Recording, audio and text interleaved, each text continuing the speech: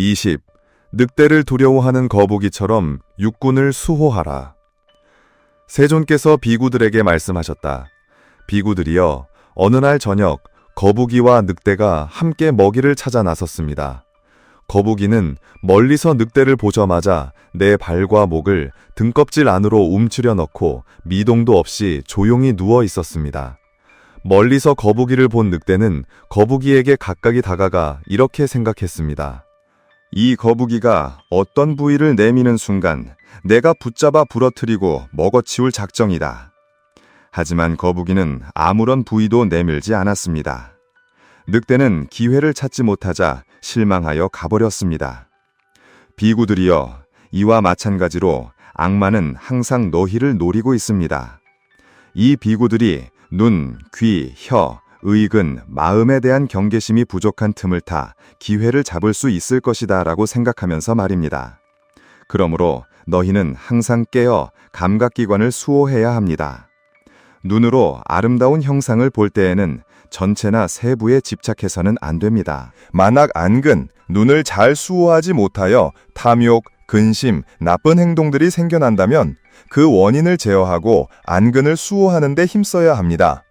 귀로 소리를 듣고, 코로 향기를 맡고, 혀로 맛을 보고, 몸으로 감촉을 느끼고, 마음으로 법을 인식할 때에도 전체나 세부에 집착해서는 안 됩니다. 만약 의근, 마음이 제어되지 못하여 탐욕, 근심, 나쁜 행동들이 생겨난다면 그 원인을 제어하고 의근을 수호하는 데 힘써야 합니다. 비구들이여, 너희가 감각기관을 잘 수호하며 살아간다면 악마는 기회를 잡지 못하고 너희에게 실망하여 떠나갈 것입니다. 마치 늑대가 거북이에게 그랬던 것처럼 말입니다. 21. 마른 나무라야 불을 얻을 수 있다. 어느 날 세존께서 니간타파의 제자 아기베사나를 만나셨다. 그분은 아기베사나에게 나무에서 불을 얻는 방법에 대해 설법하셨다.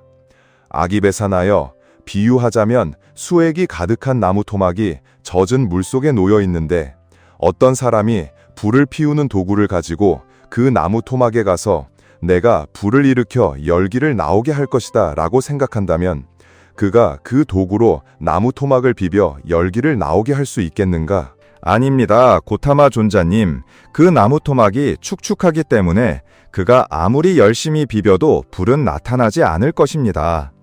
아기베사나여, 이와 마찬가지로 몸과 마음의 번뇌, 즉 탐욕, 애착, 혼미, 가래, 번뇌 등을 멀리하지 않고 단절하지 않는 사문이나 바라문은 무상정등정각, 최고의 바른 깨달음을 자연스럽게 증득할 수 없습니다. 그리고 설령 갑자기 찌르는 듯한 고통스럽고 혹독한 감각을 느끼더라도 그들은 무상정등정각을 증득할 수 없습니다. 아기베사나여, 비유하자면 축축하고 수액이 가득한 나무 토막이 물에서 건져내어 마른 땅에 놓아둔다면 그 사람이 도구를 가져와 비벼서 불을 나오게 할 수 있겠는가? 아닙니다, 고타마 존자님. 그 나무 토막이 축축하기 때문에 그 사람은 피로와 짜증만 얻을 뿐입니다.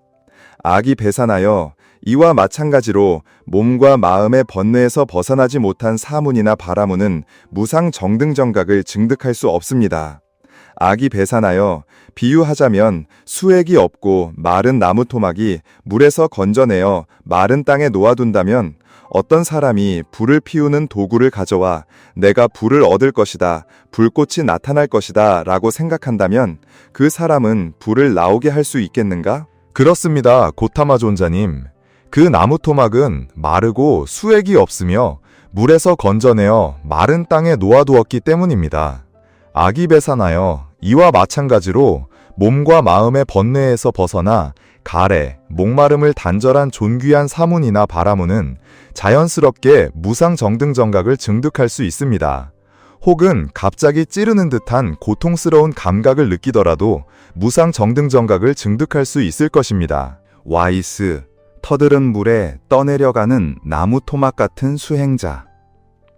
어느 때 세존께서는 겐지스강 기슭 코산비에 머무셨다. 물 위로 떠내려가는 나무 토막을 보시고 비구들에게 말씀하셨다. 비구들이여, 만약 저 나무 토막이 이쪽 강변에 닿거나 저쪽 강변에 닿지 않고 강 한가운데에서 가라앉지 않고 모래톱에 걸리지 않고 사람에게 주어지지 않고 비인에게 주어지지 않고 소용돌이에 휘말리지 않고 내부에서 썩지 않는다면 그것은 바다로 향하고 바다로 흘러 바다로 들어갈 것입니다. 어째서인가? 겐지스 강은 바다로 향하고 바다로 흘러 바다로 들어가기 때문입니다. 비구들이여, 이와 마찬가지로 너희가 이쪽 강변에 닿지 않는다면 너희는 열반으로 향하고 열반으로 흘러 열반으로 들어갈 것입니다. 세존이시여, 세존께서 방금 말씀하신 비유들의 의미를 설명해 주십시오. 비구들이여, 이쪽 강변은 육내 입처를 의미합니다. 강 한가운데서 가라앉는 것은 환희와 탐욕을 의미합니다. 모래톱에 걸리는 것은 아만을 의미합니다. 소용돌이에 휘말리는 것은 오용락을 의미합니다. 사람에게 주어진다는 것은 제가 신자들과 밀접한 관계를 맺고 살아가며 그들이 즐거우면 함께 즐거워하고 그들이 슬프면 함께 슬퍼하며 그들이 평안하면 자신도 평안해하고 그들이 고통받으면 자신도 고통받으며 그들이 해야 할 일에 스스로 얽매이는 것을 의미합니다.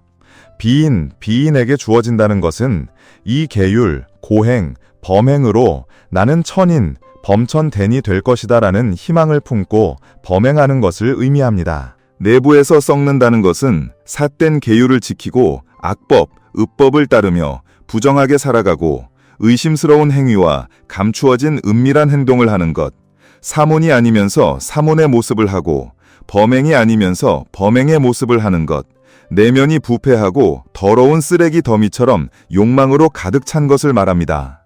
23. 가난한 부녀 청소부가 좁은 골목에서 부처님을 만나다.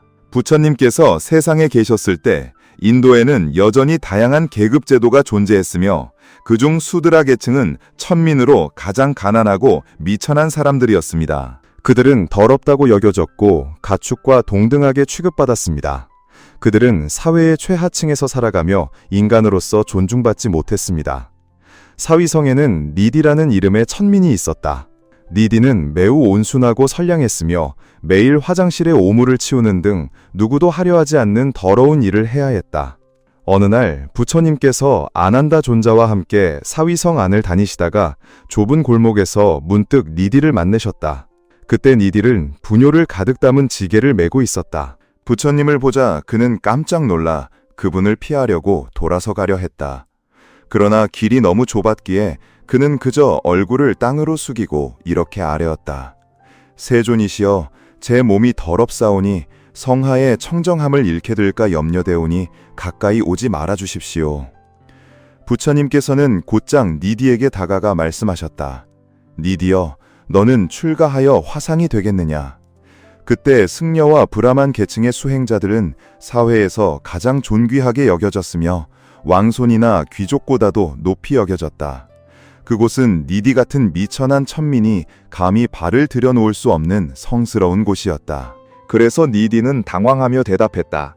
성하께서는 존귀하신 부처님이시온데 저는 그저 미천한 자일 뿐이온데 어찌 감히 성하의 제자와 비교될 수 있겠습니까?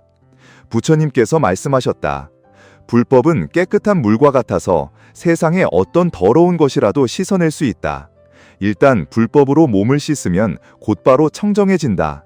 불법은 성스러운 불과 같아서 모든 더러운 것을 태워 재로 만들 수 있다. 어떤 것이든 성스러운 불이 닿으면 즉시 순수해진다. 부처님의 가르침은 중생에게 평등하여 부자든 가난한 자든 전혀 차별하지 않는다. 누구든 부처님을 믿는 마음이 있다면 수행하여 생사의 고해에서 벗어날 수 있다. 부처님의 말씀은 니디의 마음을 감동시켰다. 그는 굳건한 마음으로 수행에 정진하여 부처님의 정진하는 제자가 되었다. 얼마 지나지 않아 그는 깨달음의 지혜를 얻고 아라한과를 증득하였다. 하지만 니디가 부처님께 구원받은 것은 사회의 오만한 자들에게 질투심을 느끼게 했다. 어찌 천민이 승려가 되어 모두의 보시를 받는단 말인가. 그래서 니디가 가는 곳마다 그들은 멀리 피했다. 와이스가 앉았던 곳을 보면 그들은 더러운 곳인 양 닦아냈다. 마침내 불만과 분노가 극에 달하자 그들은 왕에게 아뢰어 부처님께서 니디를 제자로 삼을 수 없다고 말했다. 이 소식을 들은 왕은 몸소 부처님께 찾아와 여쭈었다. 왕의 마차가 대문에 도착하자 왕은 내려서 한동안 걸어가야 했다. 문득 그는 큰 바위 위에 좌선하고 있는 한 화상을 보았다. 왕은 곧 정중하게 말했다. 부처님을 뵙고자 하옵니다. 스님께서 안으로 들어가 이 일을 아뢰어 주실 수 있겠습니까? 그 화상은 바위를 뚫고 지나갔고 돌아올 때도 바위를 뚫고 마치 공중을 걷는 듯 했다. 왕이 부처님을 배웠을 때 그는 존경심을 표하며 아뢰었다. 세존이시여, 방금 그 화상은 보기 드문 초인적인 능력을 지닌 분이었습니다. 그분의 존귀한 성함을 알려주실 수 있겠습니까? 부처님께서 미소 지으시며 말씀하셨다. 그분은 바로 니디이다. 폐하께서 나에게 묻고 싶어 하신 그 사람이다. 나는 사람을 제도함에 있어 부자든 가난한 자든 차별하지 않는다. 모든 중생은 평등하기 때문이다. 마침내 부처님께서 말씀하셨다. 비유하자면 연못에 향기로운 연꽃이 피어 있는데 우리가 더러운 진흙 때문에 그 아름다운 연꽃을 버려야 하겠는가? 24. 관절염으로 고통받으셨던 부처님. 흥기행경에 따르면 석가모니 부처님께서는 관절염으로 고통받으신 적이 있다고 한다. 이것은 그분이 생전에 겪으신 10대 고난 중 하나였다. 많은 사람들은 덕망이 높으신 석가모니 부처님께서 어찌 병에 걸려 아프실 수 있었는지 이해하지 못한다. 석가모니 부처님께서는 이것이 전생의 업보가 남아있어 이번 생에서 갚아야 하는 것이라고 설명하셨다. 석가모니 부처님께서는 아주 오래전 고대 인도 마가다국의 왕사성 라자그리하에 살았던 한 부잣집 아들 이야기를 들려주셨다. 그 아들은 갑자기 고열에 시달리며 병세가 매우 위중해졌다. 그때 그 도시에는 각종 의술에 정통할 뿐만 아니라 희귀하고 기이한 병들을 치료하는 데 능한 명의가 있었다. 그 부잣집 아들은 즉시 그 명의를 초빙하여 자신의 병을 치료해달라고 했다. 그는 명의에게 말했다. 제 병을 치료해 주십시오. 만약 제가 병에서 나을 수 있다면 반드시 금은보화를 많이 드리겠습니다. 그 명의는 정성을 다하고 최선을 다해 그의 병을 치료했다. 명의의 세심한 보살핌과 노력 덕분에 짧은 시간 안에 그 부잣집 아들은 병에서 완전히 나았다. 그러나 병이 거의 다 나았을 때 그는 탐욕 때문에 은혜를 잊고 의리를 저버려 이전에 했던 약속을 이행하고 싶어 하지 않았다. 얼마 후 그 부잣집 아들은 다시 병에 걸렸다. 그는 다시 남을 현혹하는 약속을 내세워 명의에게 자신의 병을 치료해달라고 부탁했다. 그러나 이번에도 지난번과 마찬가지로 병이 낫자마자 그는 다시 은혜를 잊고 의리를 저버려 약속을 이행하지 않았다. 이런 식으로 3번이나 병에 걸리고 3번 명의를 초빙하여 남을 유혹하는 약속을 했다가 결국 약속 이행을 거절했다. 3번이나 이런 일이 반복되자 명의는 크게 분노했다. 그는 부잣집 아들이 자신을 바보로 여기고 계속해서 농락했다고 느꼈으며 경멸감을 느꼈다. 그래서 이 명의는 몰래 복수 계획을 시작했다. 그는 부잣집 아들에게 고열 치료제가 아닌 다른 약재를 먹여 그 아들이 의문스러운 죽음을 맞이하게 했다. 석가모니 부처님께서는 여기까지 말씀하시고 설명하셨다. 모두들 그 명의가 누구인지 아느냐? 그는 바로 전생의 나였다.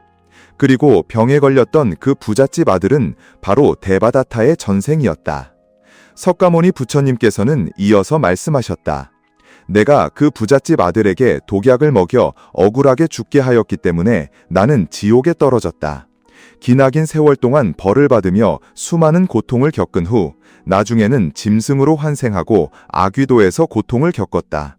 그러므로 이번 생에서는 수행을 했음에도 불구하고 전생에 자신이 저지른 업보 때문에 고통을 받아야 했던 것이다. 자신이 지은 업보는 반드시 갚아야 한다. 그러므로 이번 생에서는 모두가 항상 때때로 자신의 몸, 입, 뜻, 마음을 닦아야 한다. 불교에서 몸, 입, 뜻을 닦는다는 것은 악한 행동을 하지 않고 악한 말을 하지 않으며 악한 생각을 하지 않는 것을 의미한다.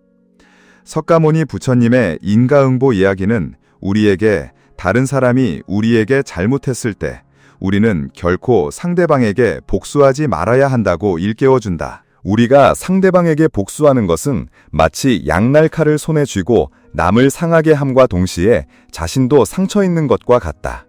그러므로 결국 남을 해치는 것이 자신을 해치는 것이다. 25. 독이 묻은 화살. 그 시절 부처님의 제자들 중에는 매우 인내심이 부족한 한 사람이 있었다. 부처님을 따른 지 얼마 되지 않았지만 그는 우주, 세상, 삶과 죽음에 대한 모든 해답을 성급하게 얻고 싶어 했다. 그래서 어느 날 부처님께서는 그에게 독이 묻은 화살에 맞아 중상을 입은 한 남자 이야기를 들려주셨다. 그의 가족이 그를 돕기 위해 훌륭한 의사를 찾으려 하자 그 남자는 손을 저으며 말했다. 멈춰! 그는 의사를 부르기 전에 자신을 공격한 자가 누구인지, 왜 그랬는지 알고 싶다고 했다. 그 자는 어떤 지위를 가진 자인지, 어디서 왔는지, 그는 또한 그 자가 키가 큰지, 건강한지, 피부색이 밝은지 어두운지 알고 싶어 했다. 그것뿐만이 아니었다.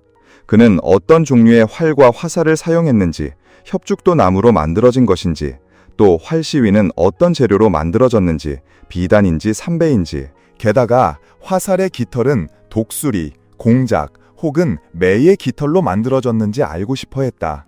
너무나도 까다로운 질문들이 쏟아져 나와 그의 가족은 그에게 답을 찾아내기도 전에 그는 자신을 위한 답을 얻지 못하고 죽고 말았다. 독이 묻은 화살 이야기에 숨겨진 의미는 무엇일까? 부처님께서는 이 이야기를 제자에게 들려주시면서 그도 독화살에 맞은 남자처럼 자신에게 가장 중요한 것이 무엇인지 알지 못하고 하늘 끝 먼 곳의 것들을 찾아 헤매는 어리석은 자와 같다고 말씀하시고자 했다. 부처님께서 우리에게 가르치신 교훈 중 하나는 현재에 충실하며 살아가고 삶의 핵심적인 것들에 집중하라는 것이다. 허황되고 무의미하며 우리의 존재에 별다른 의미가 없는 것들을 찾아 헤매지 마라. 부처님께서 말씀하신 것처럼 과거에 집착하지 말고 미래를 꿈꾸지 말며 현재에 집중하라. 이 남자의 이야기를 들으면 우리 중 많은 이들이 그가 참으로 어리석다고 생각할 것이다. 하지만 우리 또한 많은 경우 그처럼 행동하고 있지 않은가? 때로는 단순히 호기심 때문에 우리는 삶에서 크게 중요하지 않은 문제들에 너무 많은 에너지를 쏟아붓고 시간을 낭비하며 진정으로 필요한 목표들을 놓치곤 한다. 그러므로 자신에게 가장 중요한 것이 무엇인지 분별하고 허황되고 자신의 능력을 벗어나는 일보다는 바로 그 중요한 일들에만 집중할 수 있는 지혜가 필요하다. 이것이 어려움을 극복하는 것과 어려움에 발목 잡히는 것 사이의 차이를 만들 수 있다. 부자님께서는 말씀하셨다. 유익건 한마디 말을 듣고 마음이 평안해지는 것은 수천 마디의 쓸모없는 말보다 낫다. 그리고 그분께서는 복잡하고 혼란스러운 이 세상에서 길을 잃지 않기 위해 다음 4가지 규칙을 따르라고 하셨다. 1.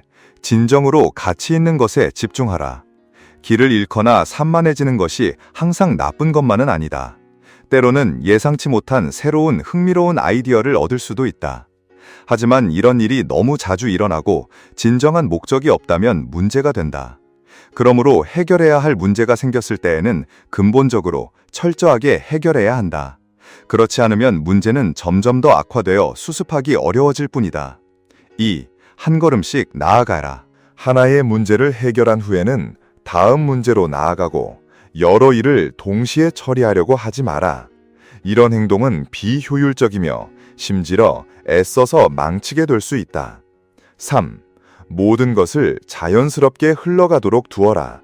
때로는 수많은 뜻대로 되지 않는 일들에 직면했을 때 머릿속이 혼란스러워 어떻게 해야 할지, 무엇을 먼저 해야 할지 모를 때가 있다.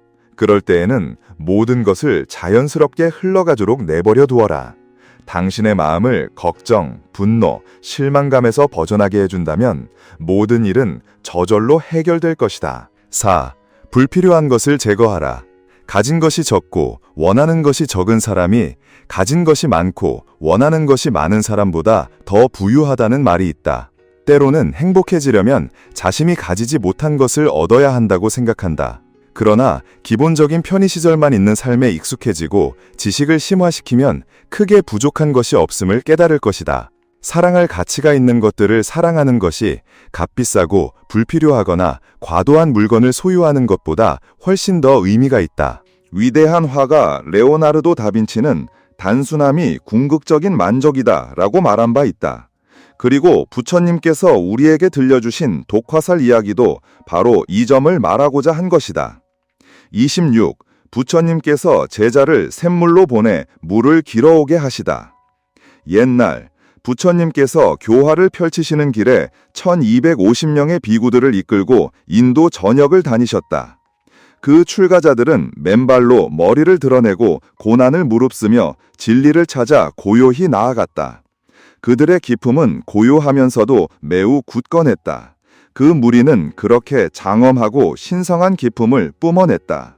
작은 샘가에 이르렀을 때 그들은 많은 상인들 무리를 만났다. 그때 비구들이 물을 마시기도 전에 그 상인 무리의 코끼리가 작은 샘물로 달려와 물을 휘저어 흙탕물로 만들었다. 샘물은 이전처럼 맑고 투명하지 못하고 더러워졌다. 그 샘물을 건너 비구들은 울창한 숲으로 들어섰다. 날이 어두워지자 부처님께서는 모두 숲에서 밤을 보내기로 결정하셨다. 그때 그분의 제자인 아난다 존자가 강하게 반대했다. 이곳에는 수연이 없어 비구들이 몸을 씻을 방법도 없고 마실 물도 없기 때문이었다. 부처님께서 되물으셨다. 우리가 방금 작은 샘물을 지나오지 않았느냐?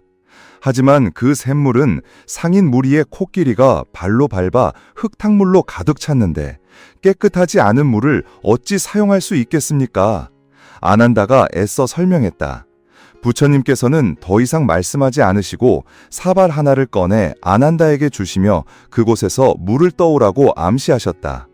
제자가 막 말을 하려 하자 부처님께서는 손을 저어 재촉하며 말씀하셨다. 빨리 다녀오너라. 사발을 들고 절반쯤 갔을 때 아난다는 급히 돌아왔다. 부처님께서 왜 그러냐고 물으셨다.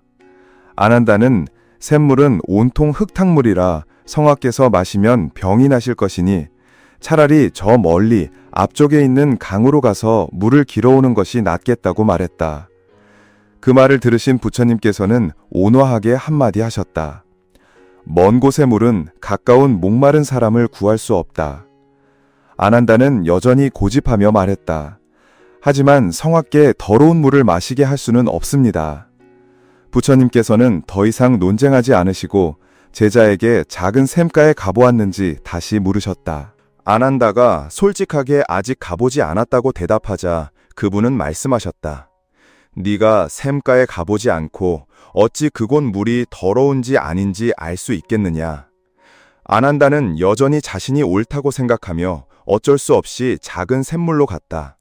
이번에는 반드시 흙탕물 한 사발을 떠와 부처님께 직접 보여드릴 작정이었다. 그러나 그곳에서 그는 경악하지 않을 수 없었다.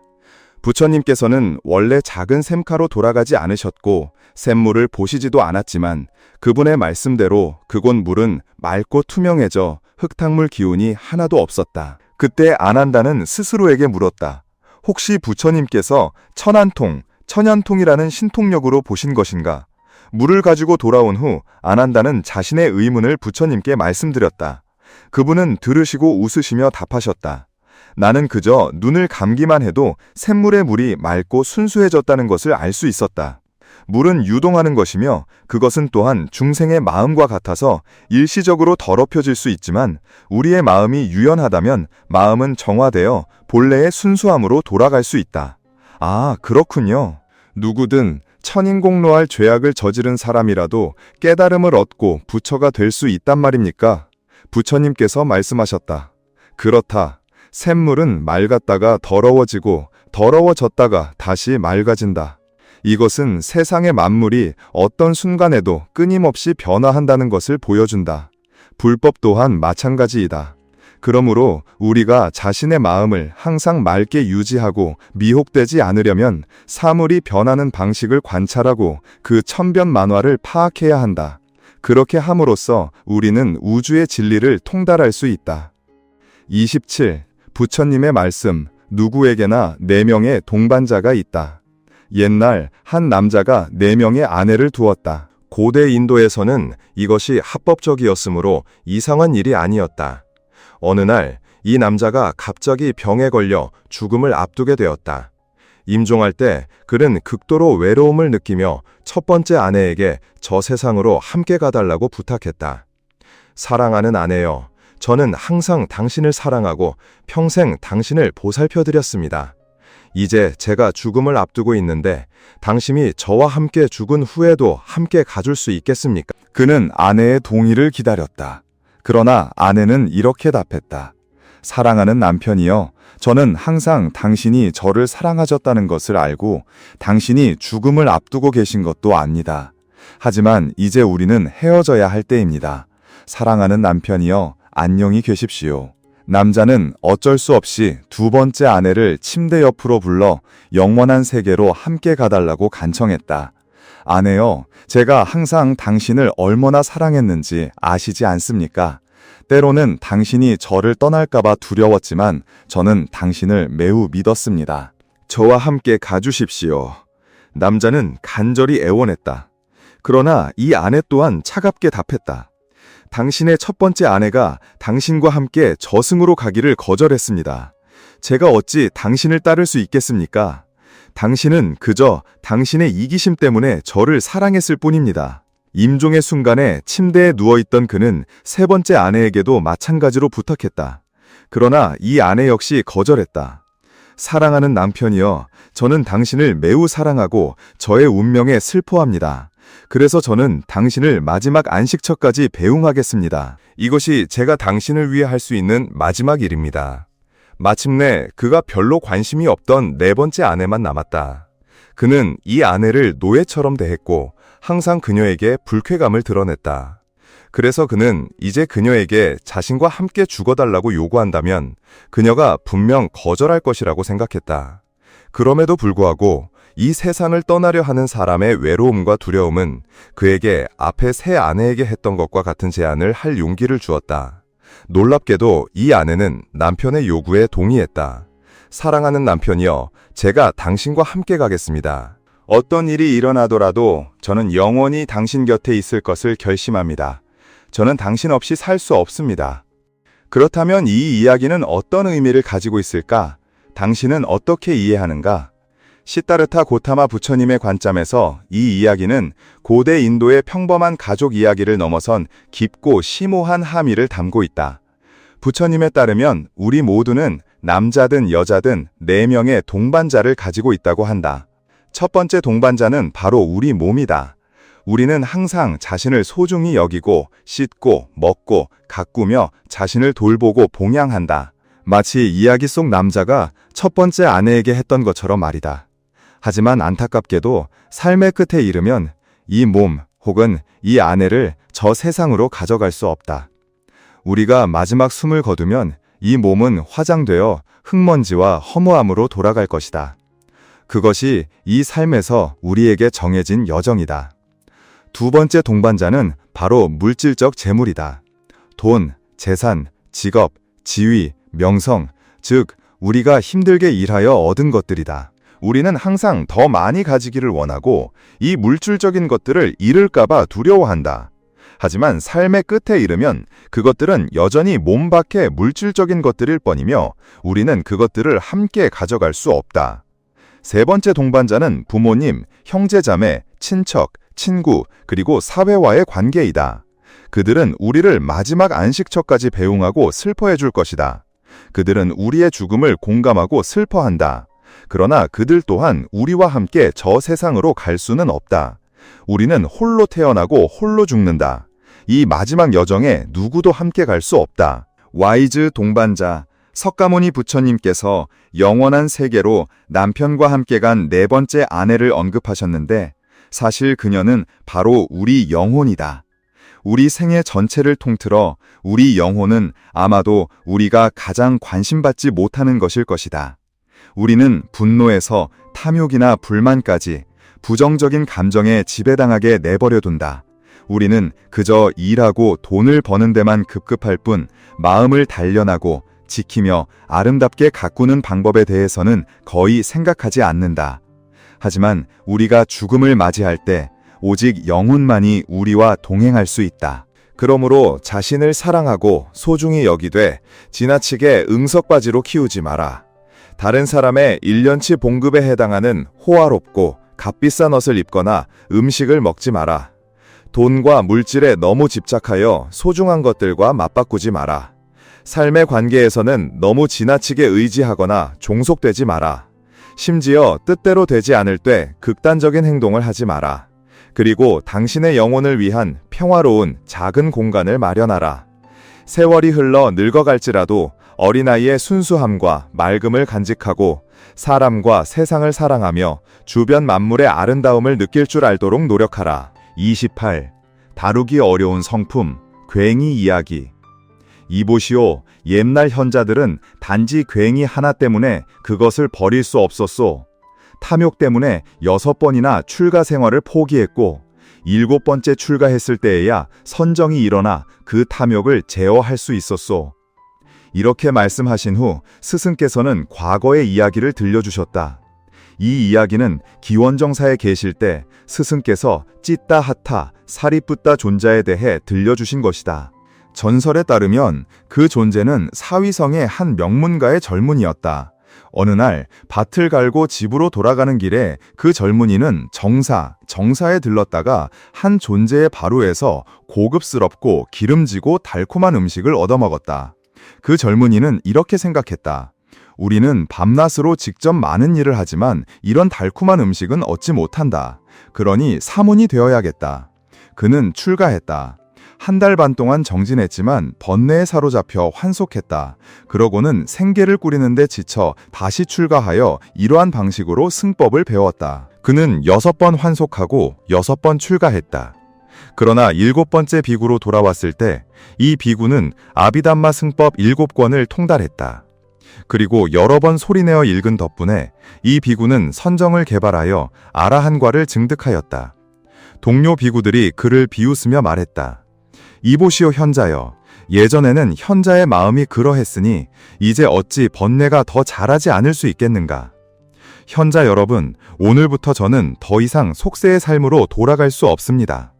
이처럼 그분이 아라한과를 증득한 문제는 법당에서 이야기되었다. 와이즈 여러분, 그렇게 아라한이 될 인연이 있었음에도 불구하고 사하야 사리뿌따 존자는 6번이나 출가 생활을 포기했습니다.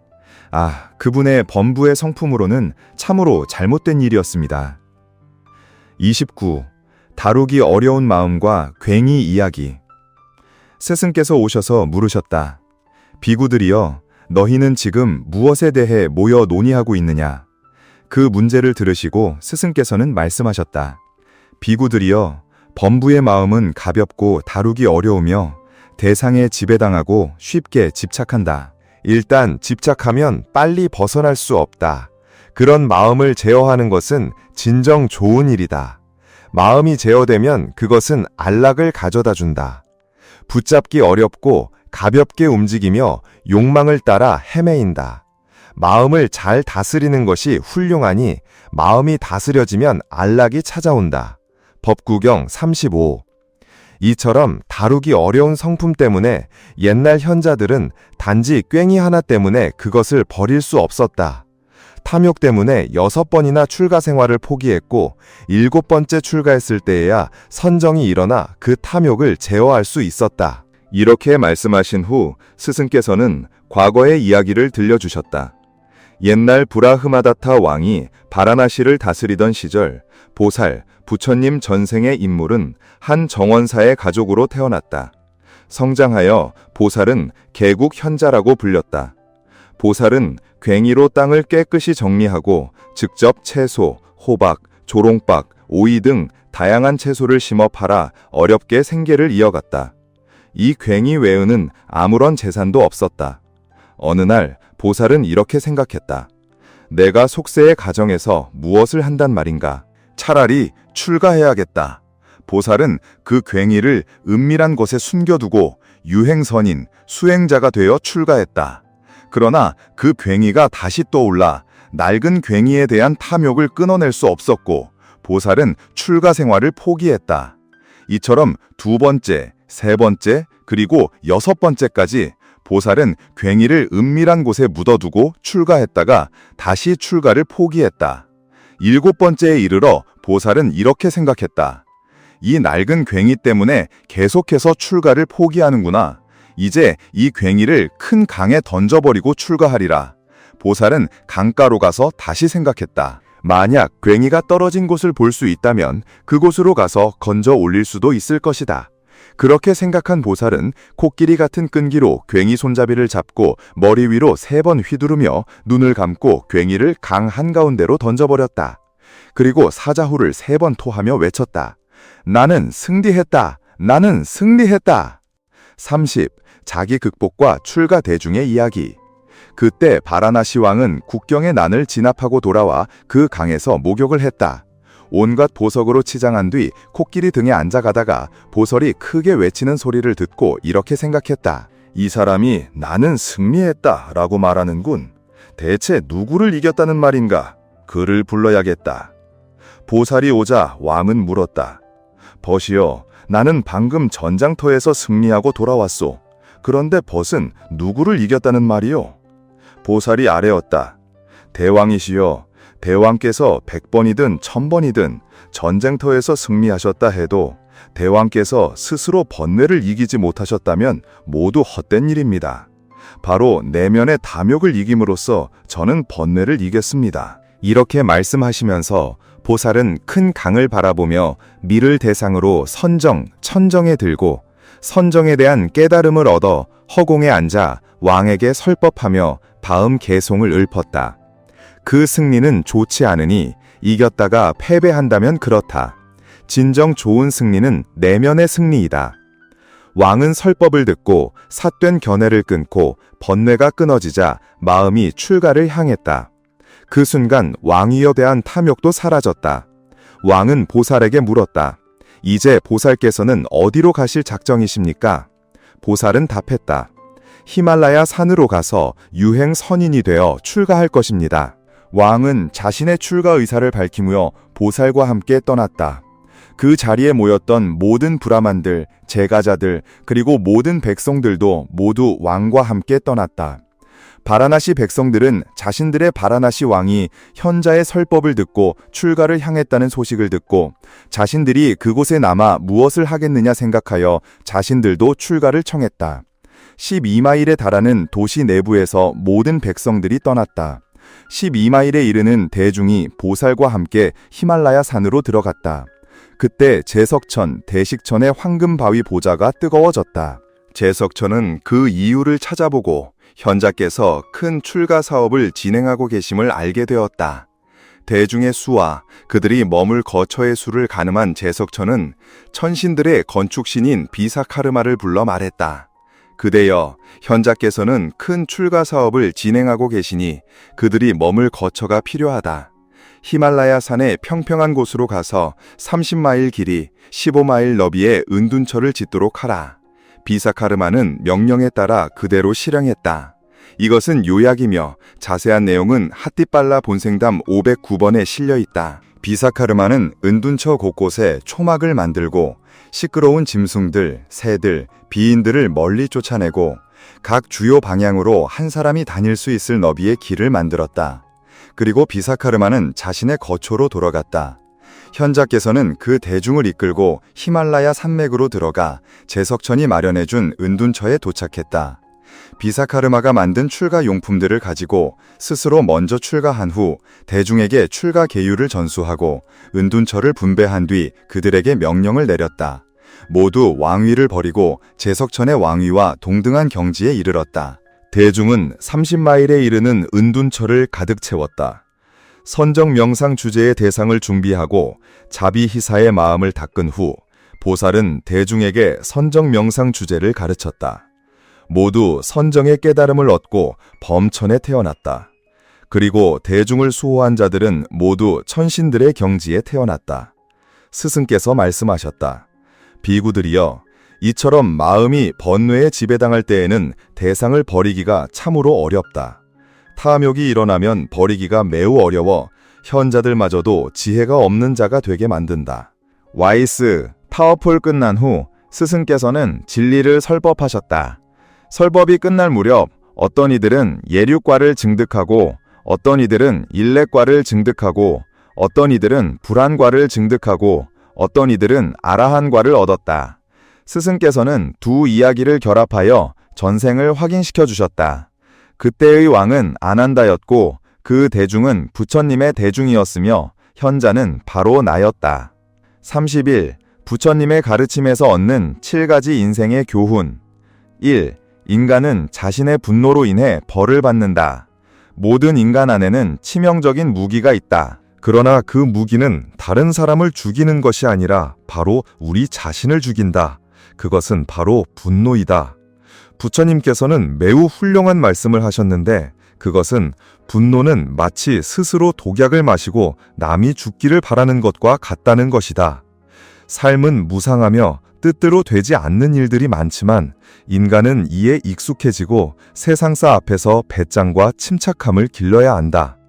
우선 자신을 해치지 않고 다음으로는 사랑하는 사람들에게 화풀이하지 않으며 항상 자신 주변에 즐겁고 긍정적인 분위기를 만들어야 한다. 그러니 이 첫 번째를 해낸다면 당신은 장수하고 자신에게 복을 쌓을 수 있다고 말하는 것이다. 2. 인간은 두려워하는 것을 잃혀댄다. 인간은 태어날 때부터 탐욕을 지닌 듯하다. 어릴 때는 식탐, 자라면서는 재물, 돈, 명예와 이득을 탐한다. 중년이 지나면 살기를 탐하고 죽음을 두려워한다. 항상 무엇인가를 잃을까봐 두려워하기 때문에 인간은 늘 지치고 기진맥진하며 때로는 자신이 원하는 것을 지키려는 그 여정 속에서 숨이 막힐 지경이다. 와이스한 삶을 원한다면 모든 것을 적당한 선에서 유지하는 습관을 들이고 자신의 여분을 다른 사람들을 돕는 데 사용하라. 그러면 조마조마하고 불안한 감정 또한 더 이상 없을 것이다. 3. 외모는 시선을 사로잡지만 친절은 영혼을 사로잡는다. 아름다운 여성은 이성의 시선을 즉시 사로잡을 수 있지만 친절하고 착한 여성만이 당신과 삶의 끝까지 함께 갈 수 있는 사람이다. 4. 세 가지는 숨길 수 없으니 그것은 해, 달, 그리고 진실이다. 진실은 해나 달처럼 영원하다. 아무리 숨기려 해도 언젠가는 드러나게 마련이다. 그러므로 항상 진실의 존엄성을 존중하고 정직한 마음으로 바르게 살아가라. 어디에 있든 어떤 상황에 처하든 당신은 항상 자신의 가치를 지킬 수 있을 것이다. 5. 자신을 사랑할 줄 알아라. 부처님께서는 다른 사람을 사랑할 줄 아는 것도 좋지만 세상에 그에 못지않게 사랑과 보살핌을 받을 가치가 있는 사람이 있다는 것을 잊지 말라고 하셨다. 그것은 바로 우리 각자 자신이다. 이 여정에서 자신을 소홀히 하지 말고 덧없는 것들을 쫓기 위해 자신을 소진시키지 마라. 부모님이 주신 이 몸을 소중히 여겨라. 매 순간의 박동에 심장에 감사하고 상처받았을지언정 결코 믿음과 낙관을 잃지 않는 우리 영혼에 감사하라. 6. 자신의 경험이 최종 필터이다. 인간에게는 어리석은 점이 많다. 그중 하나는 스스로 문제를 확인하지 않고 다른 사람의 말을 믿는 것이다. 이것은 실수를 저지르거나 심지어 다른 사람의 명예나 생명에 해를 끼칠 수 있다. 특히 현대 기술 시대에는 단 한마디 말, 단 하나의 무심한 댓글도 수많은 사람들을 고통스럽게 만들 수 있다. 그러므로 자신에게 관찰하고 분석하고 탐구하고 스스로 결론을 내릴 시간을 주어라. 자신의 경험이 최종 필터가 되도록 하라. 7. 꽃을 좋아하면 꺾지만 꽃을 사랑하면 매일 물을 준다. 누가 당신을 좋아하는지, 누가 당신을 진심으로 사랑하는지 명확하게 구별하라. 사랑은 참으로 아름다운 것이지만 그것을 명확하게 분별할 줄 모른다면 사람은 그 달콤한 함정에 빠져 허우적거릴 수 있다. 실망하지 않고 사랑하고 후회하지 않고 함께 살아가려면 처음부터 사람을 분별하는 데 있어 명확해야 한다. 32. 부처님이 가르치신 일상 언행에 대한 18가지 조언. 1. 급한 일 천천히 말하라. 삶에는 급히 해결해야 할 어려운 일들이 끊이지 않을 것이다. 하지만 바로 그럴 때일수록 최대한 침착함을 유지하고 잠시 생각한 후 천천히 조리 있게 말해야 한다.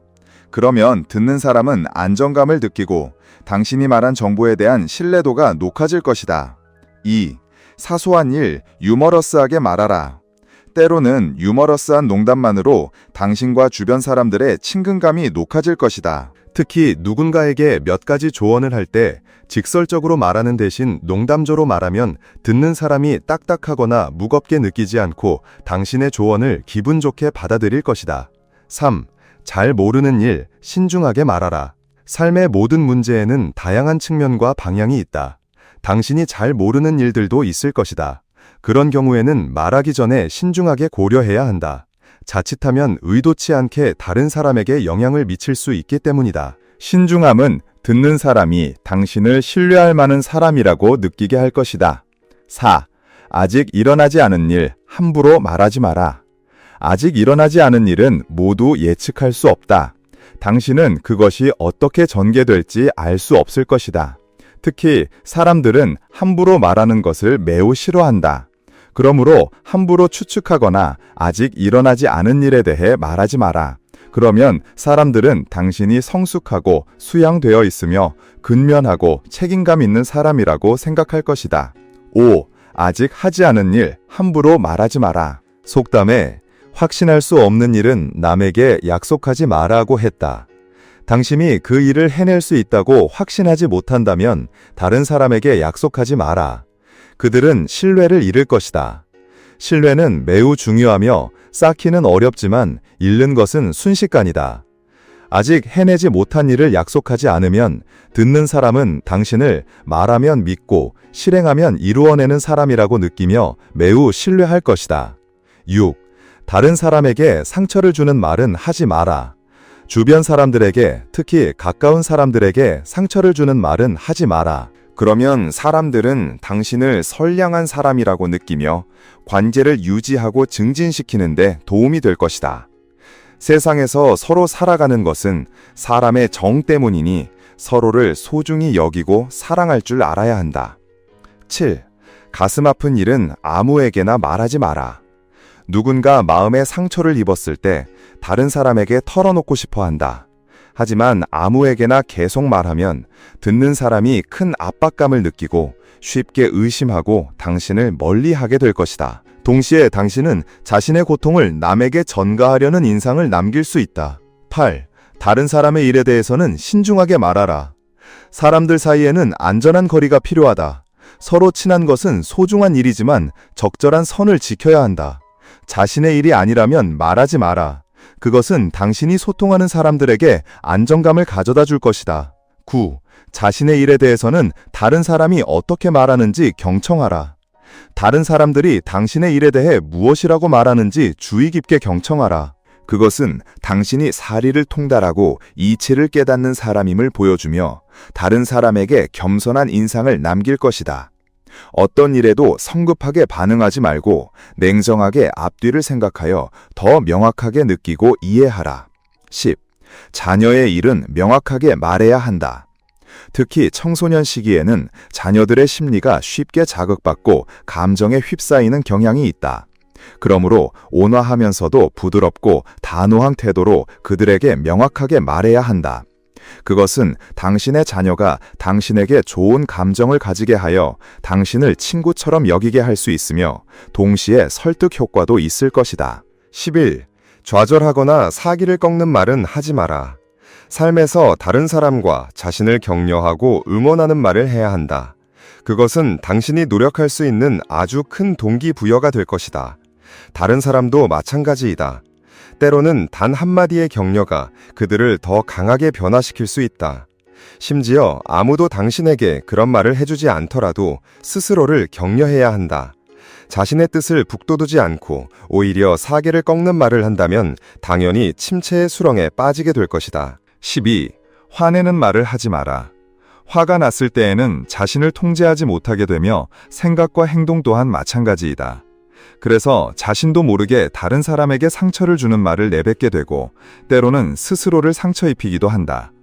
모욕을 당했을 때에는 가장 필요한 것이 냉정함이니 함부로 발언해서는 안 된다. 그럴 때에는 말이 매우 듣기 힘들기 때문이다. 침묵하는 것이 가장 좋다. 13. 원망하는 말을 하지 마라. 불만족스러울 때 사람들은 종종 불만과 원망의 말을 내뱉는다. 사장님을 원망하고 친구를 원망하며 심지어 가족까지 원망한다. 만약 당신이 자주 원망하는 말을 한다면 다른 사람들이 나중에 그것을 빌미 삼아 당신에 대해 이야기하고 불화와 구설수를 일으킬 수 있어 결국 이 사람 저 사람과 대치해야 하니 스스로를 괴롭히는 것과 같다. 당신이 왜 그렇게 괴로워해야 하는가? 14. 상처 주는 말을 하지 마라. 많은 사람들이 모욕적인 말로 남에게 상처를 주곤 한다. 하지만 그 대가로 무엇을 얻는가? 잠시 동안의 만족감일 수도 있지만 그 대가로 자신의 인격이 남들에게 경시당하게 된다. 그 상처는 영원히 남는다. 15. 과시하는 말을 하지 마라. 많은 사람들이 종종 스스로를 치켜세우고 과장하곤 한다. 그것은 다른 사람들이 전혀 좋아하지 않으며 오히려 부정적인 시각을 갖게 한다. 진정으로 재능이 있다면 스스로 인정할 필요 없이 사람들이 알아서 평가해 줄 것이다. 자신은 겸손한 덕성을 지키는 것이 가장 좋다. 16. 거짓말을 하지 마라. 불교에서는 5개를 설한다. 거짓말을 금하는 것이 이 5가지 금지사항 중 하나이다. 알다시피 거짓말은 매우 심각한 결과를 초래한다. 신뢰가 무너진다. 그때 당신은 자신이 한 일에 대해 후회하게 될 것이다. 정직하고 순수하게 자신을 지키면 모든 사람들에게 사랑받고 존중받을 것이다. 17. 비밀을 말하지 마라. 누구에게나 크고 작은 비밀이 있다. 하지만 그것이 비밀이라면 마음에 담아두고 함부로 발설하지 마라. 당신이 그것을 말하는 순간 그 결과가 상상 이상으로 몇 배나 커질 수 있기 때문이다. 그것의 심각성을 명확히 이해한다면 함부로 말할 용기를 내지 못할 것이다. 18. 사적인 이야기를 하지 마라. 모든 사람에게는 사적인 일들이 있다. 자신의 사적인 일은 당연히 다른 사람이 알기를 원하지 않을 것이다. 다른 사람의 사적인 일도 함부로 말해서는 안 된다. 설령 당신이 다른 사람의 사적인 일을 모두 말하더라도 그들이 반발하지 않는다면 당신의 나쁜 성품이 드러나게 될 것이다. 나중에는 후복을 얻기 어려울 것이다. 33. 부처님의 10가지 가르침. 1. 기쁠 때 말실수하기 쉽다. 옛말에 기쁨은 극점에 달해서는 안 된다고 했다. 그 이유는 간단하다. 사람이 기쁨의 극점에 도달하면 심리적 방어선이 더 이상 존재하지 않아 본능적으로 행동하기 쉽고 앞뒤를 생각하지 않게 된다. 그때 그들은 마음속 모든 것을 털어놓고 말하고 싶어 한다. 이때 마음은 선량하여 그저 감정을 표현하고 싶을 뿐이지만 말이 많으면 반드시 실수가 따른다. 특히 말이 통제되지 않을 때에는 의도치 않게 다른 사람에게 상처를 주기 쉽고 후회해도 이미 늦을 때가 많다. 2. 화났을 때 무례해지기 쉽다. 화가 났을 때 대부분의 사람들은 자신과 행동을 통제하지 못하게 되며 이로 인해 무례한 행동을 하고 다른 사람에게 상처를 주어 후회하게 된다. 모욕을 당하거나 주변 일들로 짜증이 날 때에는 냉정함을 유지하고 함부로 발언해서는 안 된다. 그럴 때에는 말이 매우 듣기 힘들기 때문이다. 침묵하는 것이 가장 좋다. 3. 동요할 때 평정심을 잃기 쉽다. 옛말에 승패에 연연하지 않으면 인심은 동요하지 않는다고 했다. 어떤 상황에서도 안정되고 평온하며 쉽게 동요하지 않는 마음가짐을 길러야 한다. 삶에는 예상치 못한 사건들이 끊이지 않지만 중요한 것은 그런 상황에서 당신이 충분히 냉정함을 유지할 수 있는지이다. 만약 마음의 평안을 유지하지 못한다면 쉽게 동요하여 자신을 잃고 진정으로 안타까운 결과를 초래할 수 있다. 4. 슬플 때 정신적 안색을 잃기 쉽다. 여기서 안색이란 단순히 외적인 용모뿐만 아니라 내적인 정신 상태까지 포함한다. 당신이 어떤 가슴 아픈 일을 겪으면 정신적인 쇠약과 위기 상태에 빠지기 쉽다.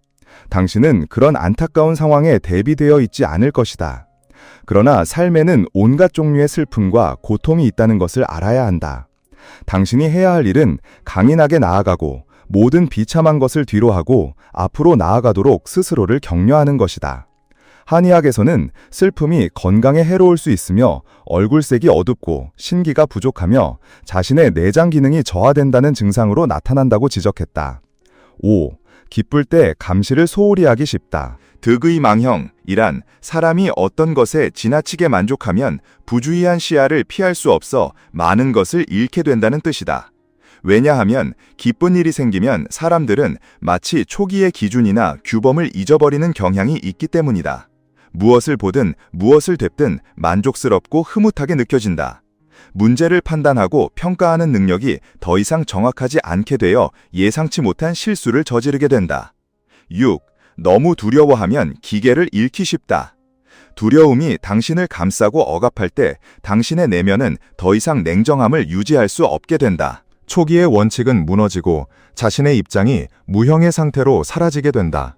당신은 수동적이 되어 올바른 방향을 찾을 수 없고 문제를 해결할 방법도 없게 된다. 당신은 분명히 다양한 종류의 두려움에 직면하게 될 것이다. 그러나 당신은 분명 그보다 훨씬 더 잘 해낼 수 있다. 모든 능력과 배짱 그리고 자신감으로 도전에 맞서라. 7. 너무 많이 쌓아두면 반드시 잃는 것이 많다. 세상에서 명예와 이득, 돈은 그저 몸 밖의 물질적인 것들일 뿐이다. 돈과 명예를 너무 쫓아다니지 마라. 그러면 재앙을 불러올 수 있다. 얻는 것이 잃는 것을 보상하지 못한다. 누구나 명예를 탐하고 이득을 좋아한다는 것을 알지만 적절한 때에 멈추고 마음의 편안함을 유지하며 모든 일을 평화롭게 해나가야 한다.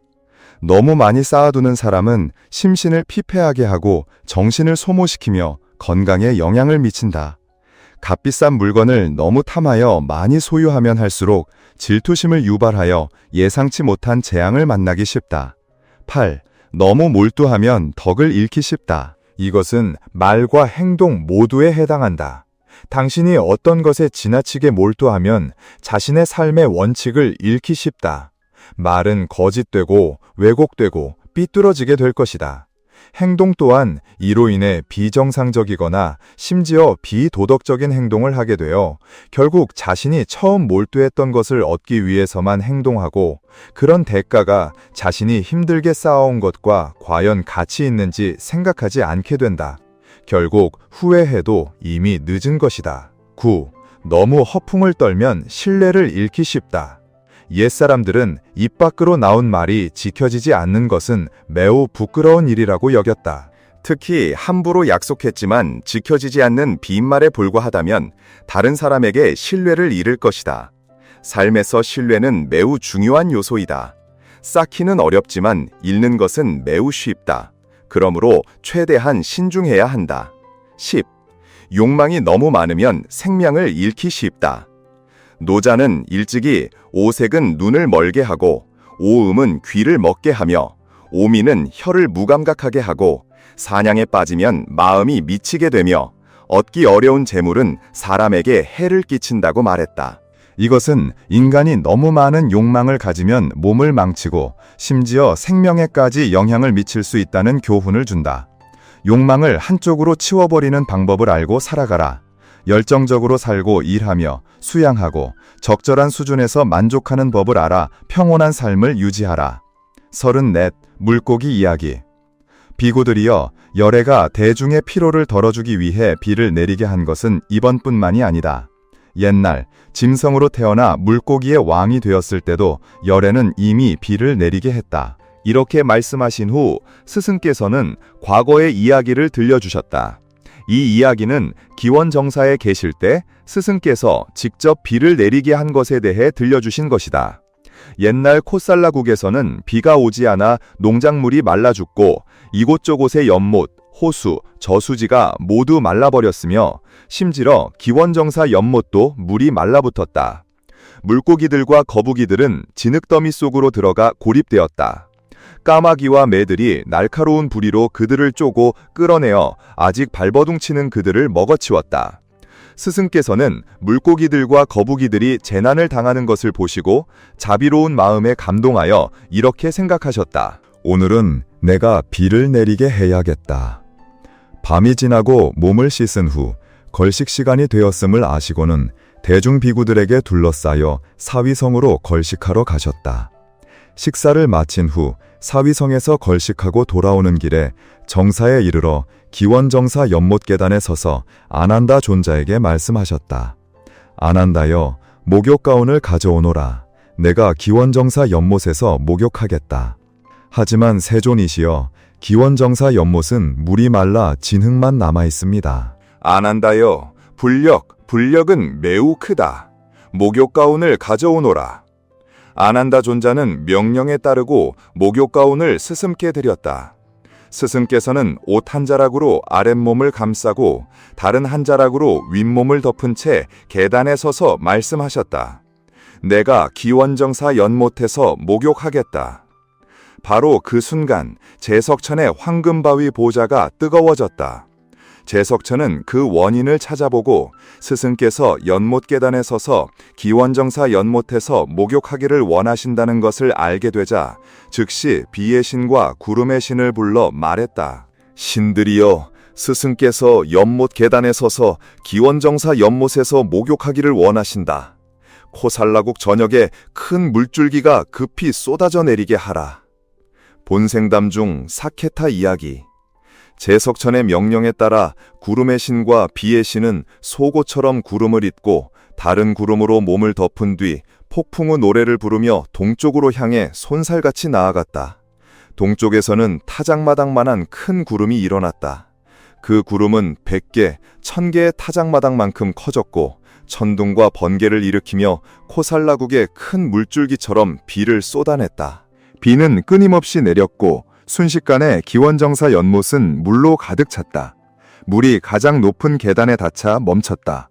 스승께서는 연못에서 목욕을 마치신 후 붉은색 가사, 승려의 옷을 입고 허리띠를 메고 대정의 가사, 승려의 큰 가사를 한쪽 어깨에 걸치셨다. 비구들에게 둘러싸여 향실로 가셔서 아름답게 장식된 불좌에 앉으셨다. 그리고 비구들이 할 일을 마쳤을 때 스승께서는 보좌의 보석 계단에서 일어나 비구들을 훈계하고 해산시켰다. 그러고 나서 향실로 들어가셔서 사자가 눕는 자세처럼 오른쪽 옆으로 누우셨다. 저녁 무렵 비구들이 법당에 모여 스승의 인욕, 자비, 연민의 덕이 성취된 것에 대해 이야기했다. 농작물이 말라 죽고 모든 연못이 말라붙고 물고기들과 거북이들이 큰 고통을 겪을 때 그들을 고통에서 구원하고자 하는 연민의 마음으로 스승께서 기원정사 연못의 가장 높은 계단에 서서 목욕 가운을 입으셨다는 것이다. 그리고 짧은 시간 안에 비가 내려 코살라국 전체가 큰 물줄기로 가득 찼으며 대중을 육체적, 정신적 고통에서 해방시킨 후 정사로 돌아오셨다는 내용이었다. 이야기가 그쯤에 이르자 스승께서 향실에서 나와 법당으로 오셔서 물으셨다. 비구들이여, 너희는 여기에 모여 앉아 무엇을 논의하고 있느냐? 그 이야기를 들으시고 스승께서는 말씀하셨다. 비구들이여, 열애가 대중의 피로를 덜어주기 위해 비를 내리게 한 것은 이번뿐만이 아니다. 옛날 짐승으로 태어나 물고기의 왕이 되었을 때도 열애는 이미 비를 내리게 했다. 이렇게 말씀하신 후 스승께서는 과거의 이야기를 들려주셨다. 옛날 코살라국 사위성의 기원정사 연못에는 덩굴식물이 뒤얽힌 연못이 있었다. 보살은 그곳에서 지금과 같이 물고기로 태어나 물고기 무리에 둘러싸여 살았다. 옛날 비가 오지 않아 백성들의 농작물이 말라 죽고 연못들이 마르고 물고기들과 거북이들이 이 연못에 고립되었다. 물고기들은 진흙 속에 고립되어 그곳에 숨어 있었다. 까마귀들이 날아와 부리로 그들을 쪼고 끌어내어 먹었다. 보살은 자신의 친족들이 재난을 당하는 것을 보고 스스로 생각했다. 나 외에는 아무도 그들을 이 고통에서 구원할 수 없다. 내가 행한 선행을 말하고 진실을 말하여 비를 내리게 하고 나의 친족들을 이 죽음의 고통에서 해방시켜야겠다. 검은 진흙을 헤치고 보살은 위로 올라왔다. 그는 진흙으로 검게 뒤덮여 마치 흑단나무 심으로 만든 상자 같은 큰 물고기였다. 보살은 깨끗이 닦은 보석처럼 눈을 뜨고 하늘을 올려다보며 파준나 천신왕에게 말했다. 벗이여, 파준나여, 나는 나의 친족들 때문에 고통스럽다. 계율을 지키는 나, 슬픔에 잠긴 나를 보고 어찌 비를 내리지 않는가. 나는 친족을 잡아먹어야 하는 종족으로 태어났음에도 불구하고 처음에는 살할 만한 작은 물고기조차 먹지 않았고 다른 생명의 목숨을 빼앗은 적이 결코 없었다. 이 진실로서 비를 내리게 하고 나의 친족들을 고통에서 해방시켜라. 이렇게 말한 후 마치 종에게 명령하듯이 보살은 파준나 천신왕에게 다음 계송을 읊었다. 천둥을 울려라 파준나여, 고통을 가져오는 비를 내려 나를 이 슬픔과 비애에서 구원하라. 이처럼 보살은 파준나에게 코살라국 전체에 큰 비를 내리게 하여 대중을 죽음의 고통에서 해방시켰다. 그리고 목숨을 다하자 보살은 자신의 업을 따라갔다. 스승께서 말씀하셨다. 비구들이여, 열애가 비를 내리게 한 것은 이번뿐만이 아니다. 옛날 물고기로 태어났을 때에도 나는 이미 비를 내리게 했다. 이 법문을 들려주신 후 스승께서는 두 이야기를 결합하여 전생을 확인시켜 주셨다. 그때의 물고기 무리는 부처님의 대중이었고 천신왕은 아누루따였으며 물고기 왕은 바로 나였다. 35. 위대한 인물의 탄생을 알리는 꿈. 오늘날 네팔에 속하는 기원전 6세기경 카필라바스트 왕국의 마야 대비 왕비는 정반왕의 부인으로 첫 아이를 낳을 날이 가까워졌을 때 특별한 길몽을 꾸셨다. 꿈에서 왕비는 아름답고 신비로운 백색 광선이 자신을 비추는 것을 보았고 그 빛 속에서 6개의 상아를 가진 지극히 신선한 흰 코끼리 한 마리가 나타났다. 코끼리는 가까이 다가와 왕비의 몸속으로 스며들어 하나가 되었다. 왕비는 깨어나자마자 왕에게 꿈을 이야기했다. 그리고 바로 그날 아침 왕은 현자들을 소집했다. 현자들은 그것이 좋은 징조이며 왕비가 위대한 인물을 낳을 것이라고 말했다. 왕은 매우 놀랐다. 그 시대의 관습에 따라 마야 왕비는 출산을 위해 친정으로 이동했다. 그날은 인도력으로 보름날이었다. 룸비니 동산에서 쉬기 위해 멈추셨을 때 왕비는 갑자기 산고를 느껴 카필라바스트 왕국의 왕자가 세상에 순조롭게 태어났다. 그 후 내린 가벼운 비는 산모와 아이 모두를 씻겨주었다. 같은 날 다른 7 생명도 태어났다. 보리수나무, 야쇼다라 공주, 칸타카 말, 찬나 마부, 콜리타 코끼리, 왕자의 어린 시절 친구, 그리고 7 무주보였다. 어린 왕자는 그날 밤 바로 수도로 돌아왔다. 닷새 후 왕자는 시따르타라는 이름이 붙여졌다. 이는 자신의 목적을 달성할 자라는 뜻이다. 수많은 현자들이 새로 태어난 왕자를 만나 축복하기 위해 찾아왔다. 그 중에는 정반왕의 옛 스승이자 많은 성취를 이룬 고행 수행자였던 아시타 선인이 있었다. 왕은 아시타 선인의 방문을 매우 영광스럽게 여겨 아이를 선인에게 데려가 아이가 그에게 경의를 표하도록 했다. 즉시 아시타 선인은 벌떡 일어나 왕자의 몸에 나타난 영적이고 종교적인 경향을 나타내는 특징들을 알아보았다. 초자연적인 능력으로 그는 새로 태어난 왕자의 미래에 위대함이 있음을 보고 굳건한 악수로 그를 맞이했다. 36. 왕자의 수행 생활에 대한 예언과 고통스러운 세상으로부터의 격리. 마야 왕비는 그 후 7일 만에 갑작스럽게 돌아가셨고 그녀의 자리는 여동생인 마하파자파티에게 인계되었다. 마하파자파티는 훗날 왕자를 극진한 사랑과 보살핌으로 양육했다. 시따르타가 12살이 되었을 때 왕은 현자들을 불러 왕자의 미래를 예측하도록 했다. 그들은 모두 시따르타 왕자가 노, 늙음, 병듦, 사, 죽음의 징표를 보거나 고행 수행자를 만나게 되면 수행자의 길을 택하기로 결정할 것이라고 말했다. 자식이 수행자가 되는 것을 결코 원치 않았던 정반왕은 왕자가 현명한 군주로서 왕국을 통치하게 될 후계자가 되도록 길을 마련하려 했다. 그는 궁궐을 엄격하게 경비하고 왕자에게 세상의 고통에 대한 어떤 개념도 생기지 않도록 궁궐 안에서 죽음이나 고통이라는 단어를 사용하는 것을 금지했다. 그는 수행에 영감을 줄 수 있는 모든 것으로부터 왕자를 격리시켰다. 그래서 왕자는 궁궐 안에서의 호화로운 삶만 누릴 줄 알았다. 왕자는 성장하여 강인한 남자가 되었고 전투 기술을 연마했으며 16살에 이웃나라 공주인 야쇼다라와 혼인했다. 37. 모든 계획은 인간이 세우지만 성공은 하늘에 달려있다. 인간은 모든 것을 계획하려 애쓰지만 결국 하늘의 뜻이 모든 것을 결정한다. 이것이 바로 우리가 석가모니 부처님의 생애 이야기를 통해 볼 수 있는 것이다. 수행에 영감을 줄 수 있는 모든 것으로부터 엄격하게 격리되었음에도 불구하고 결국 어린 왕자의 미래를 위해 원래 예정되었던 일들은 순서대로 드러나는 날까지 이어졌다. 호화로운 궁궐 생활 속에서 시다르타는 금지된 궁 밖의 속세를 탐험하고 싶은 욕망을 품기 시작했다. 그는 왕국과 백성을 둘러보기로 결정했다. 이 바람을 막을 정당한 이유가 없었기에 왕은 어쩔 수 없이 승낙하고 최선을 다해 모든 것을 완벽하게 준비했다. 그는 왕자가 지나갈 경로를 신중하게 계획하고 모든 것을 행복하고 부유하며 아름답게 장식했다. 왕자가 현자들이 예언했던 4가지 징표, 즉 노, 늙음, 병듦, 사, 죽음의 징후나 고행 수행자를 보지 못하도록 추하거나 슬픈 장면들은 모두 제거되었다. 그러나 왕의 모든 예방책은 소용없게 되었다. 왕자가 마부 찬나, 시다르타와 같은 날 태어나도록 예정되었던 사람과 함께 작은 마을을 돌아다니던 중 시다르타 왕자는 우연히 깊은 주름이 새겨진 노인의 얼굴을 보게 되었다. 그것이 바로 예언가들의 예언 중 첫 번째 징표인 늙음의 징표였다.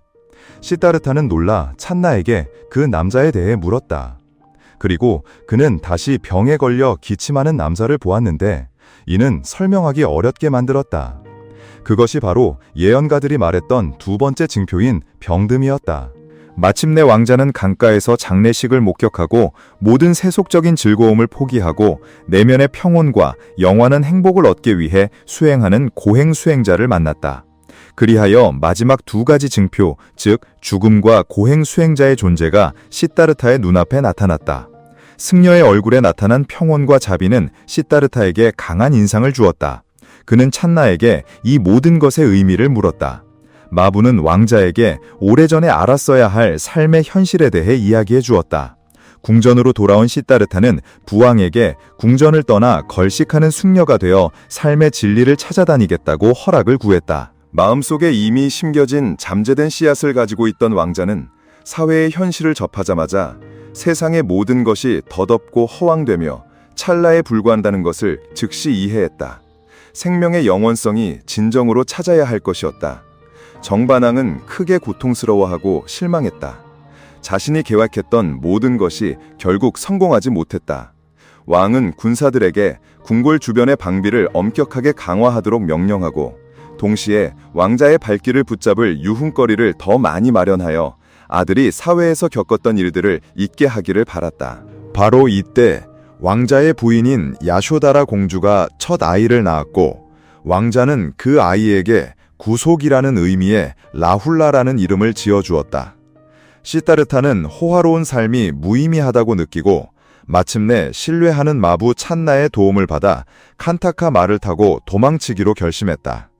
왕자는 밤중에 일어나 마지막으로 아내와 아들을 보고 말에 올라 달아났다. 성문 앞에서 왕자는 무성한 머리카락을 자르고 왕자의 망토를 찬나에게 돌려주었다. 38. 시다르타의 고난에 찬 삶의 진리 탐구 여정. 궁전을 떠난 후 시다르타는 고대 인도 마가다국의 수도인 왕사성 라자그리하로 갔다. 그곳에서 그는 산 동굴에서 명상하는 몇몇 승려들을 만났다. 왕자는 알라라 깔라마라는 수행자의 제자가 되어 수행 방법을 배웠다. 얼마 동안 수행한 후 왕자는 더 이상의 진전을 느끼지 못하여 우따까 라마뿌따라는 은둔 수행자에게 배우러 갔다. 그러나 얼마 후 그는 다시 더 이상 진전할 수 없다는 것을 깨달았다. 그래서 시다르타는 바라나시 숲에서 5명의 수행자들과 함께 고행을 통해 수행했다. 극히 적게 먹으며 고통스러운 경험을 했다. 그때부터 사람들은 시다르타 왕자를 석가족의 현자라는 의미의 석가모니라고 부르기 시작했다. 그렇게 6년간 수행한 후 석가모니는 자신이 아직 깨달음을 얻지 못했지만 그의 평범한 몸은 극도로 쇠약해졌다는 것을 발견했다. 어느 날 그가 명상하던 중 그는 배 위에서 2 악사, 러시가 나누는 대화를 우연히 듣게 되었다. 경험 많은 악사가 초보 악사에게 비파의 줄이 너무 팽팽해서도 안 되고 너무 느슨해서도 안 된다고 말했다. 줄이 너무 팽팽하게 당기면 끊어질 것이고 너무 느슨하면 소리가 제대로 나지 않을 것이라고 했다. 이 말을 듣는 순간 석가모니는 문득 중도의 이치, 즉 극단으로 치우치지 않는 중간길을 깨달았다. 그 후 그는 산책하기 위해 자리를 떠났다. 길을 가던 중 그는 수자타라는 이름의 시골 처녀를 만났고 그녀는 이미 너무 쇠약해진 석가모니에게 쌀죽을 보시하고 싶다는 뜻을 표했다. 전설에 따르면 석가모니의 몸이 그것을 먹자마자 곧바로 정상으로 돌아왔다고 전해진다. 39. 깨달음. 그 후 그는 우르벨라 숲의 보리수나무 아래 앉아 깨달음을 얻지 못하면 선정 상태에서 벗어나지 않겠다고 맹세했다. 그는 마라라는 이름의 악마의 방해에 직면했다. 마라는 온갖 계략을 써서 그를 방해했지만 석가모니의 굳건한 의지를 흔들 수 없었다. 석가모니가 욕망과 속박의 구속을 돌파하는 것을 목격하자 마라는 극도로 분노하여 무장한 수많은 악마들을 보내 석가모니를 공격하게 했다. 그러나 그분은 여전히 미동도 없는 상태를 유지하셨다. 마라는 패배한 후 석가모니의 비범한 선정력을 결코 방해할 수 없다는 것을 깨닫고는 그분을 조롱하며 그분이 비록 승리했지만 아무도 이 사실을 증언해줄 사람이 없을 것이라고 말했다. 석가모니는 손으로 땅을 만지며 땅이 증인이 될 것이라는 것을 암시했다. 땅은 갑자기 흔들렸고 마치 석가모니의 영광을 증언하겠다는 듯 응답했다. 그 순간부터 석가모니는 선정 과정을 계속했고 마침내 깨달음을 얻으셨다. 그의 지혜가 열렸고 그는 보리수나무 아래서 49일간의 선정 끝에 부처의 경지에 이르렀다.